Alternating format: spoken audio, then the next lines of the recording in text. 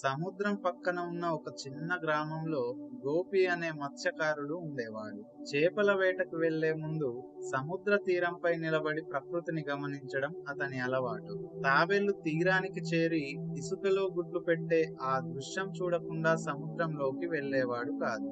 ఒకరోజు ఉదయం గోపి చేపల వేటకై తీరానికి చేరుకున్నాడు. తాబేళ్లను గమనించసాగాడు. అవి సాధారణంగా గుడ్లు పెట్టే చోటు ఆగకుండా నెమ్మదిగా నడుస్తూ తీరానికి చాలా దూరం వరకు వెళతాయి. అది గమనించిన గోపికి ఈ రోజు సముద్రం తీరం దాటే అవకాశం ఉందని, ఏదో ప్రమాదం ముంచుకొస్తుందని అర్థమవుతుంది.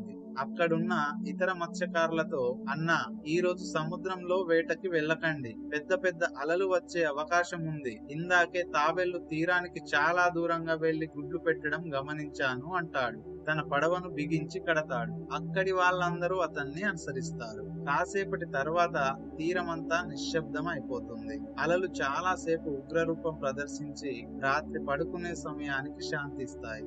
మరుసటి రోజు ఉదయం ఆ మత్స్యకారులందరూ గోపిని కలుస్తారు.